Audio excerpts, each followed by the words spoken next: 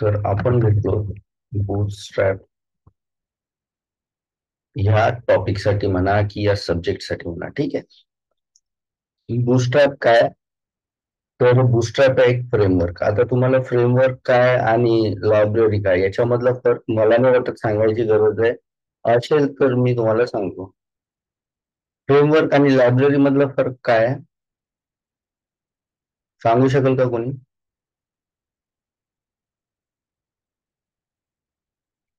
बघा, मी थोडक्यात सांगायचा प्रयत्न करतो.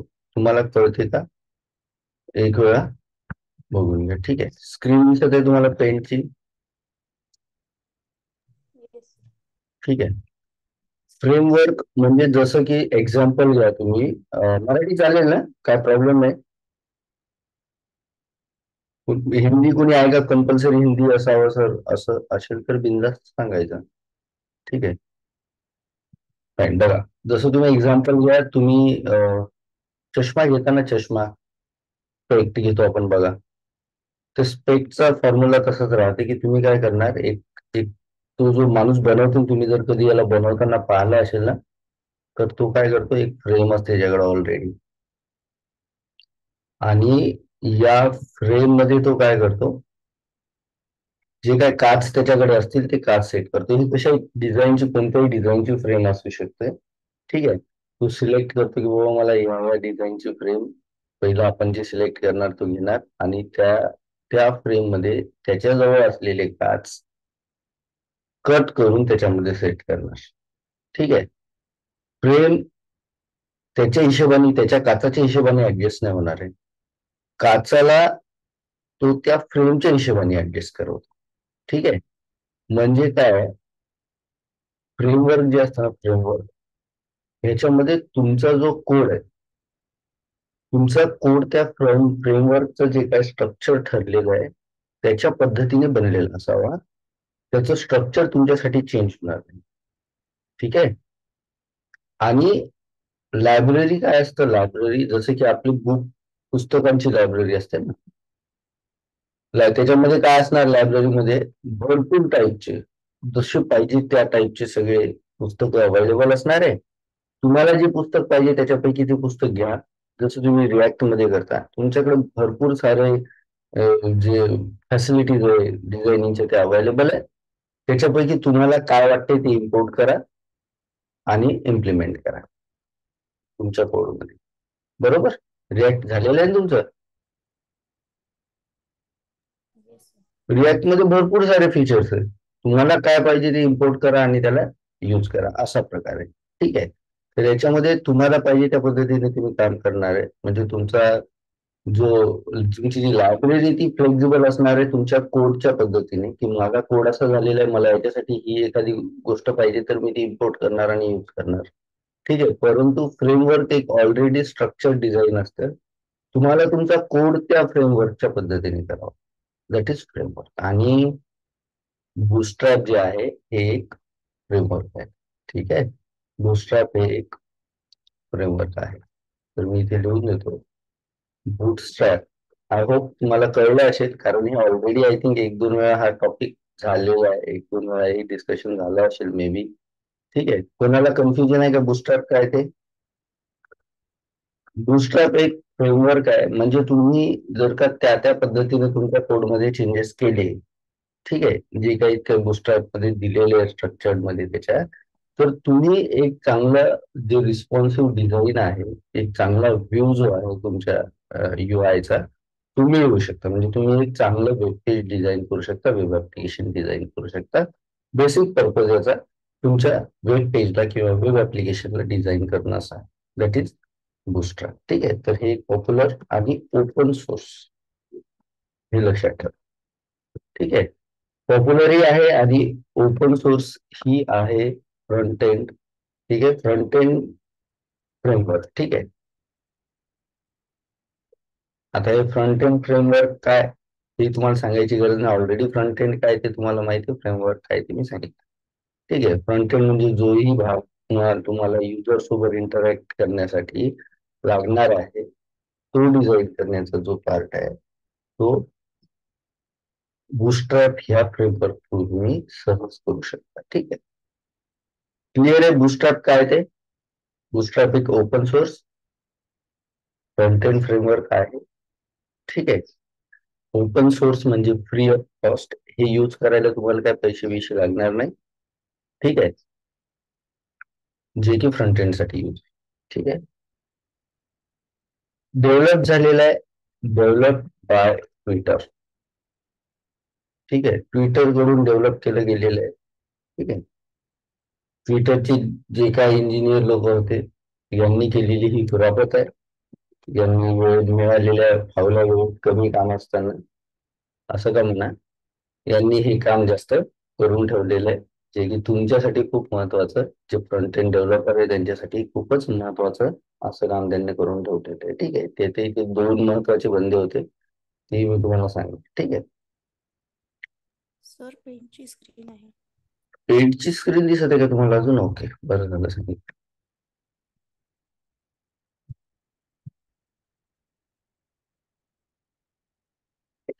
आता दिसत आहे. तर Bootstrap is a popular open source front end framework develop by Twitter. ठीक आहे.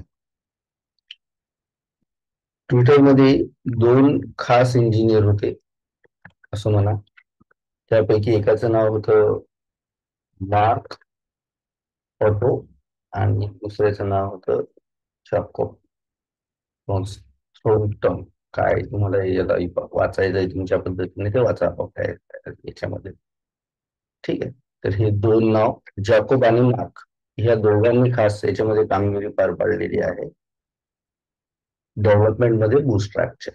ठीक आहे. जे की दोन्ही ट्विटरचेच म्हणजे एम्प्लॉय म्हणा किंवा इंजिनियर म्हणा, दोघेही जण ट्विटर मध्येच होते बेसिकली. ठीक आहे. आता बूस्ट्रॅपचं काम काय, काय आपल्या कामी येणार आहे बूस्ट्रॅप. ठीक आहे.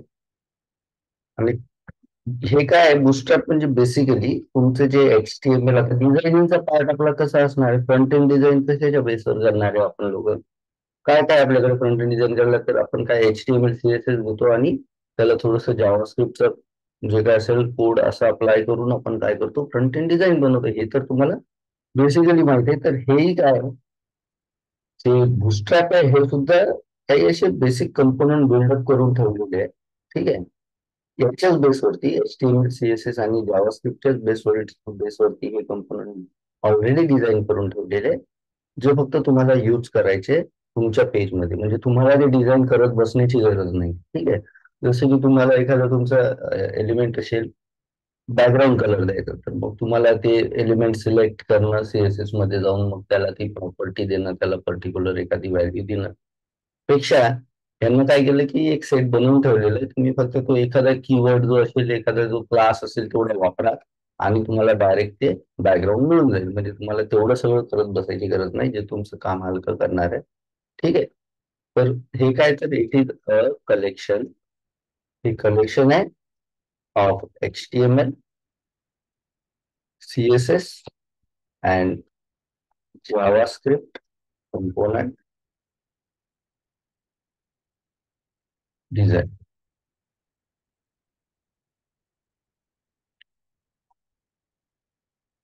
ठीक आहे. आणि कशासाठी बनलेले आहे हे जे कलेक्शन जे बनवलं त्यांनी HTML CSS जावास्क्रिप्ट, सिंपल आहे. तुमचं जे काही UI असेल, फ्रंट एंड असेल, त्याला सिम्पली डिझाईन करण्यासाठी. ठीक आहे. It simplify the process of building the responsive and mobile first web page. म्हणजे तुमच्या मोबाईलमध्ये, मोबाईल असो किंवा कोणतेही असो, रिस्पॉन्सिव्ह जे वेब पेज तुम्ही तयार करता याला सिम्प्लिफाय बनवण्याचं काम याचं आहे पोस्टरॅपचं आहे. की एखादं वेब पेज बनवायचं आहे, त्याला डिझाईन करायचं आहे. ठीक आहे. मग ते डिझाईनचे तुम्ही डिझाईन मध्ये हाही भाग येतो रिस्पॉन्सिव्ह करणं. जसं तुम्ही मीडियम क्वेरी वगैरे शिकताय असाल, पेजला रिस्पॉन्सिव्ह बनवणं आणि डिझायनिंग करणं. तर डिझायनिंग मध्ये तुम्ही कलर बिलर ह्याही गोष्टी करता, त्याचं लेआउटही सेट करता. ठीक आहे. तर ह्या दोन्ही गोष्टी, लेआउट सेट करणं म्हणजेच रिस्पॉन्सिव्ह बनवणं, कोणत्या कोणत्या डिव्हाइस मध्ये ते कशा पद्धतीने दिसेल, आणि खास करून मोबाईलसाठी. ठीक आहे. हे दोन्ही काम जे आहे ते सोपं करण्याचं काम हे कलेक्शन करतं ते या HTML CSS आणि जावास्क्रिप्टच्या कंपोनंटचं कलेक्शन तुमच्याकडे दिलेले अवेलेबल करून Bootstrap. ठीक आहे. अजून याचा काय फायदा, तर याचा काय पर्पज आहे, तर जे तुमचं वेब पेज आहे, प्रायमरी याचं गोल हे आहे, primary goal of Bootstrap is to enable developer, म्हणजे तुम्ही लोकांना, म्हणजे डेव्हलपर लोकांना एक ताकद निर्माण करून देणं. कशासाठी, तर एक सुसंगत जे तुमचे असणारे एक व्यवस्थित वेब पेज है ना, आणि दिसायला सुद्धा ते चांगलं असलं पाहिजे, अशा पद्धतीचं वेब पेज डेव्हलप करण्यासाठी एक तुम्हाला ताकद प्रोव्हाइड करून देतं, एक तुम्हाला ऍबिलिटी प्रोव्हाइड करून देण्याचं काम जे आहे ते बुटस्ट्रॅप करतं. ठीक आहे. तर consistent and visually appealing user interface.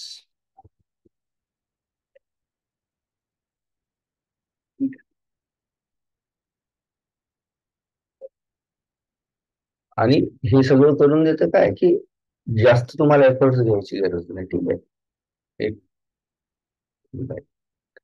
Easy to create all about page.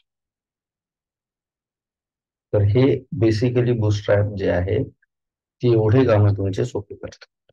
ठीक आहे. तर इथे सगळ्यांना क्लिअर आहे का, की बुटस्ट्रॅप काय आहे, कशा पद्धतीने ते आपलं वेब पेज जे आहे ते काय काय वेब पेज सोबत आपल्याला करून देतं. तर बुटस्ट्रॅप एक फ्रंट एंड फ्रेमवर्क आहे, ज्याचं काम आहे किंवा ज्याला डेव्हलप केलं पहिलं, तर हे दोन माणसं लक्षात ठेवायचे, एक मार्क अटो आणि एक जेकॉब. या दोघांनी, आणि जे दोघेही ट्विटर म्हणूनच बुटस्ट्रॅपला डेव्हलप बाय ट्विटर ट्विटर असं म्हटलं जातं, दोन्ही ट्विटरमध्येच असलेले एम्प्लॉय होते. आणि बूटस्ट्रॅप काय, तर कलेक्शन आहे तुमच्या कंपोनंटचा, HTML CSS आणि जावास्क्रिप्ट बेसिकली जे आपण फ्रंट एंड डिझायनिंग साठी वापरतो. ठीक आहे. याचं काम फक्त एवढं आहे की तुमचं वेब पेज जे आहे ते सिम्पली कमी मेहनतीत छान पद्धतीने रिस्पॉन्सिव्ह, जे की मोबाईल मध्ये सुद्धा चांगल्या पद्धतीने दिसेल असं बनवणं. ठीक आहे. याचं म्हणजेच तुमच्या जे जे डेव्हलपर आहे तुमचं काम सोपं करणं या बूटस्ट्रॅपचं काम आहे. ठीक आहे. कसं सोपं करणार आहे, तर जिथे तुम्ही भरपूर असा CSS चा, HTML चा आणि जावास्क्रिप्टचा कंबाईनली कोड बनवणार होते, आणि नंतर जे तुम्ही मिळवणार होते ते फक्त तुम्ही एखादा क्लास अप्लाय करूनच मिळवणार, हे तुमचं सोपं काम करून देण्याचं काम बुटस्ट्रॅप करतो. कोणाला याच्यामध्ये डाऊट असेल तर विचार, काय एखादा पॉइंट समजला नसेल, काय डाऊट असेल तर विचार.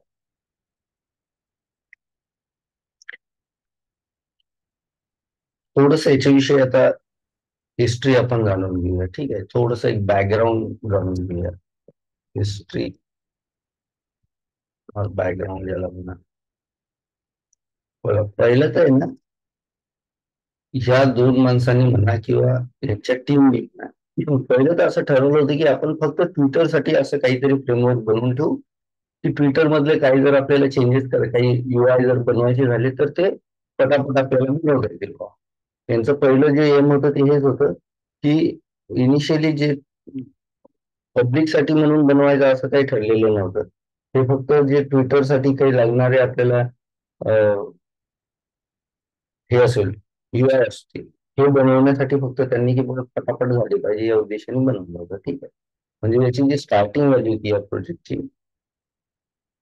The project started as an internal tool, म्हणजे एक ट्विटरचं एक इंटरनल टूल असं म्हणून याची सुरुवात झाली होती. ठीक आहे. की जे फक्त ट्विटरसाठी काम करत, पण नंतर मग यांच्या लक्षात आलं की चला आपण नाहीतरी ट्विटरसाठी करतच आहे. ठीक आहे. तर मग आपण हे पब्लिकलाही देऊ शकतो, पब्लिकली अवेलेबल करून देऊ शकतो. तर यांनी काय केलं मग फायनली त्याला 2011 मध्ये, म्हणजे 2010ला त्यांच्या डोक्यात आलं की बाबा हे आपण अशा पद्धतीने पब्लिकली देऊ शकतो. तर मग त्यांनी ते 2011 मध्ये पहिलं व्हर्जन जे आहे याचं रिलीज केलं. तर फर्स्ट व्हर्जन जे याचं झालेलं आहे रिलीज, फर्स्ट व्हर्जन झालेलं आहे 2011. ठीक आहे. एक्झॅक्ट डेट सुद्धा तुम्हाला मिळेल, पण लक्षात ठेवायची गरज नाही. ऑगस्ट 2018 एवढं जरी लक्षात ठेवलं तर 11 तरी बस होईल. ठीक आहे. हे पहिलं वर्जन. याच्यामध्ये यांनी काय केलं, फक्त जे काय बेसिक गोष्टी होत्या, जे काय बेसिक डिझायनिंग होतं तेवढं दिलं होतं. ठीक आहे. म्हणजे बेसिक स्टायलिंग कॉम्पोनंट जे आहे तेवढं दिलं होतं त्यांनी. ठीक आहे.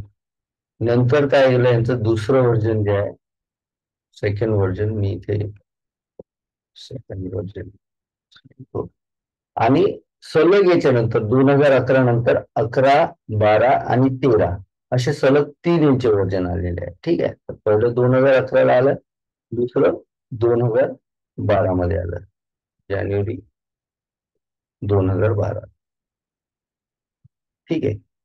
आता व्हर्जन येणं म्हणजे कोणत्याही गोष्टीचे व्हर्जन येणं म्हणजे काय, तर त्याच्यामध्ये काहीतरी नवीन गोष्टी ऍड करणे. जसं की यांनी जेव्हा दुसरं व्हर्जन काढलं तर त्याच्यामध्ये यांनी काय केलं, की यांचा अप्रोच होता की जे रिस्पॉन्सिव्ह डिझायनिंग आहे, हा याच्यावरती यांनी जास्त भर दिला. रिस्पॉन्सिव्ह डिझायनिंग वरती यांनी जास्त भर दिला. आणि त्याच्यामध्ये यांनी काय केलं, रिस्पॉन्सिव्ह डिझायनिंग कसं करायचं, तर ग्रीड तुमचं झालेलं आहे सगळ्यांचं. ग्रीड शिकलेले तुम्ही सीएसएस मध्ये ग्रीड शिकले का? Yes sir. हा, त्याच्यामध्ये बघा तुम्ही कॉलम ऍड करता, कॉलम सिस्टीम राहते त्याच्यामध्ये, येस. आठवते? बस मग यांनी काय केलं, या रिस्पॉन्सिव्ह डिझायनिंग साठी या व्हर्जन मध्ये, दुसऱ्या व्हर्जन मध्ये यांनी काय केलं, एक 12 कॉलमचं ग्रीड सिस्टीम बनवलं, की बाबा एका रो मध्ये म्हणजे या पूर्ण विड्थ मध्ये असे कम्प्लीट तुमच्या जे काही स्क्रीनची विड्थ आहे त्याच्यामध्ये 12 कॉलम आपण कन्सिडर करू आणि त्याच्यानुसार डिझायनिंग होईल. म्हणजे तुम्हाला जर का फक्त हाफ स्क्रीन काही दाखवायचं असेल तर 6 कॉलम असं दाखवता येईल. अशा पद्धतीने त्यांना काय केलं, 12 कॉलमचं एक ग्रीड सिस्टम तयार केलं, ज्याच्यावरती रिस्पॉन्सिव्ह डिझायनिंग त्यांनी बेस ठेवली. ठीक आहे. तर ते जे म्हणजे त्याच्यामध्ये ऍडिशन केलं गेलं, ते जे काही याच्यामध्ये टाकलं गेलं ते दुसऱ्या व्हर्जन मध्ये, that was the second version. ठीक आहे. आणि तसंच बुटस्ट्रॅपचं थर्ड व्हर्जन जे आहे, थर्ड व्हर्जन त्याच्या नेक्स्ट इयरलाच ऑगस्ट अगेन 2013ला आलं. आणि 2013 मध्ये जे काही याचं नेक्स्ट व्हर्जन होतं याच्यामध्ये जास्तीत जास्त भर दिला की मोबाईल ऍप्लिकेशन बद्दल, म्हणजे मोबाईलला चांगल्या पद्धतीने सपोर्ट करेल, मोबाईलमध्ये चांगल्या पद्धतीने तुमचा UI दिसेल अशा पद्धतीने याच्यामध्ये चेंजेस करण्यात आले, जे तिसरं व्हर्जन होतं त्याच्यामध्ये. ठीक आहे.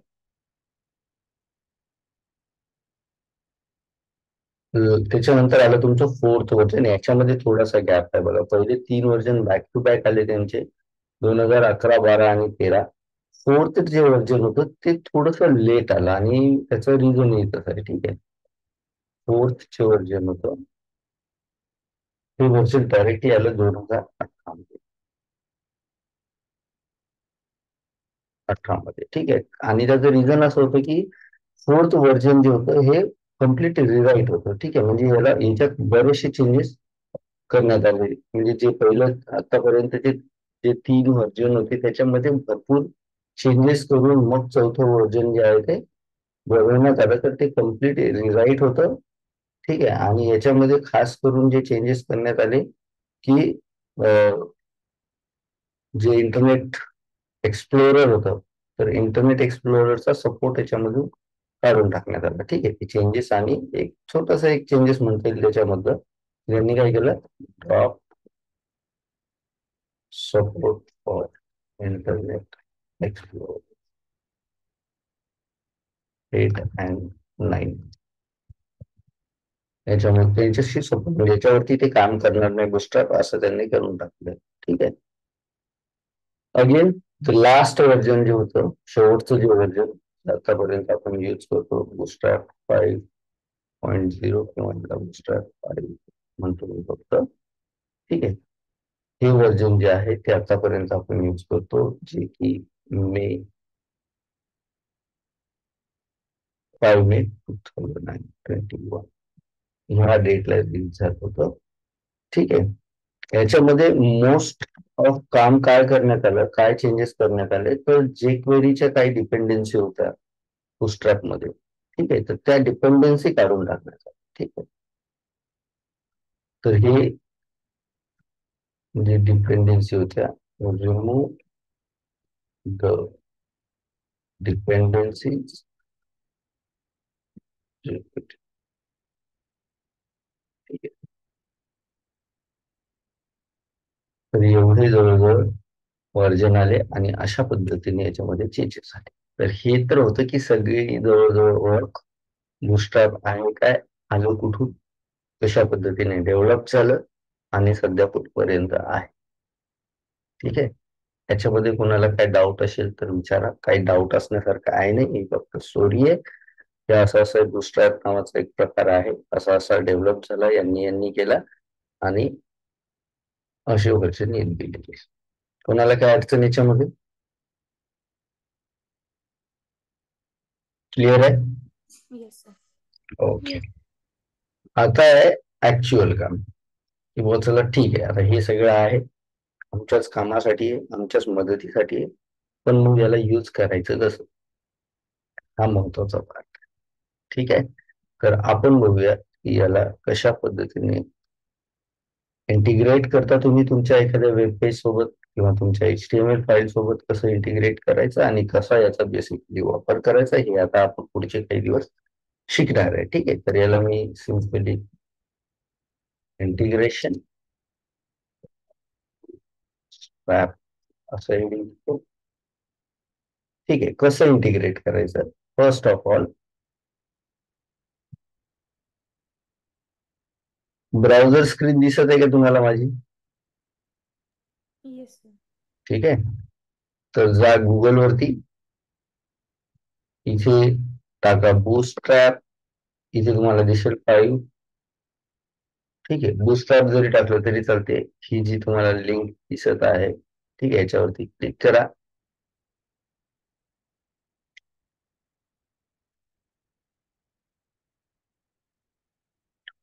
आणि लेफ्ट साइड बार जो आहे याच्यामध्ये तुम्हाला डाउनलोड नावाचं एक ऑप्शन दिसेल बघा, डाउनलोड. याच्यामध्ये दोन पद्धतीने तुम्ही आहे ना यूज करू शकता बूटस्ट्रॅप.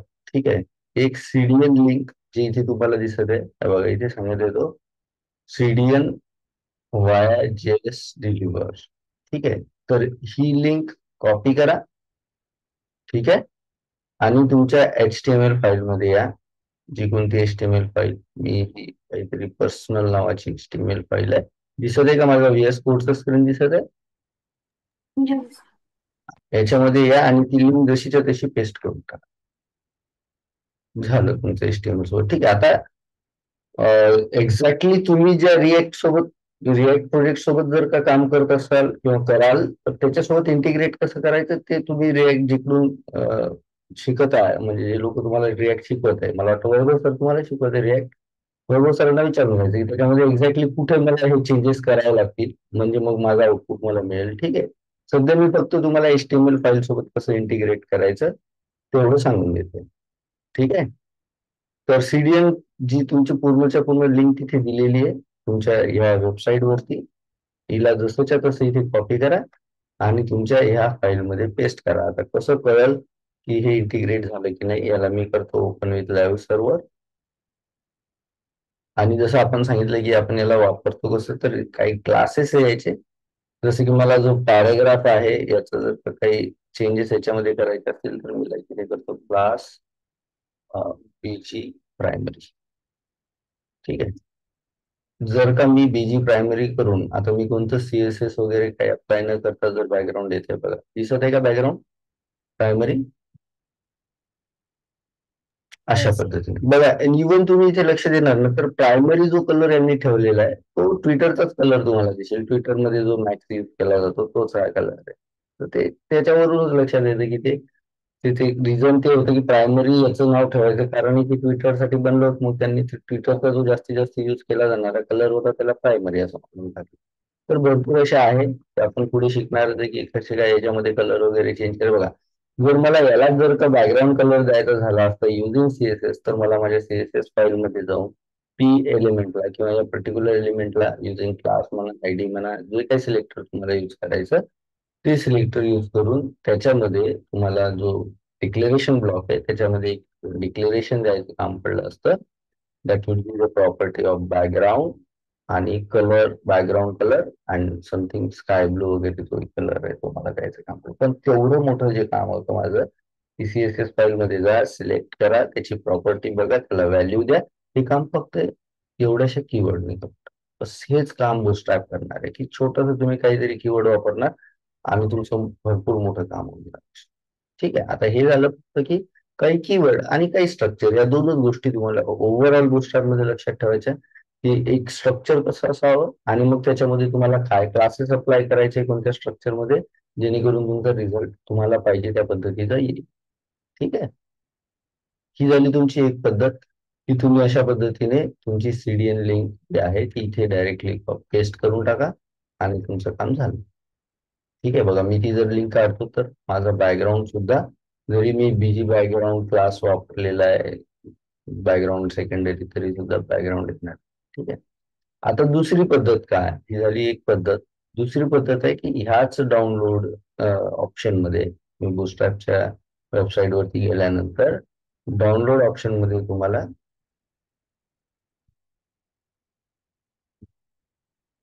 डाउनलोडिंग साठी पहिलेच ऑप्शन मिळेल बघा, हे कंपाइल सीएसएस अँड जेएस. ठीक आहे. हे डाउनलोड करायचं आहे तुम्हाला. ठीक आहे. इथे डाउनलोड होत आहे,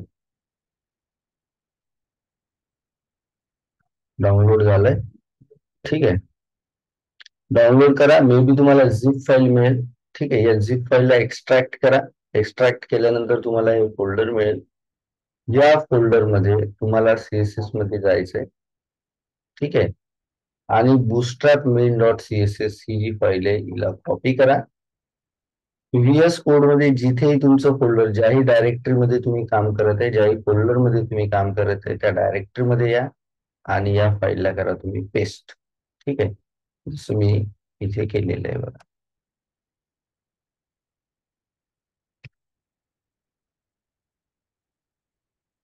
हे बघा, bootstrap main डॉट सीएसएस ही फाईल काय करायची, तुमच्या त्या फोल्डर मध्ये पेस्ट करा, ज्या फोल्डर मध्ये तुम्ही तुमचा प्रोजेक्ट, म्हणजे ही फाईल आता तुमच्या प्रोजेक्ट मध्ये कुठं करायची ते सर सांगतील. ठीक आहे. सध्या तर तुम्ही जिथे तुमची HTML फाईल आहे त्या डायरेक्टरी मध्ये पेस्ट करा आणि इथे जसं आपण एखादी CSS ची फाईल लिंक करायचो ना, तसंच सेम इथे तुम्ही लिंक करून टाकायला bootstrap main डॉट सीएसएस आणि सेव्ह करा.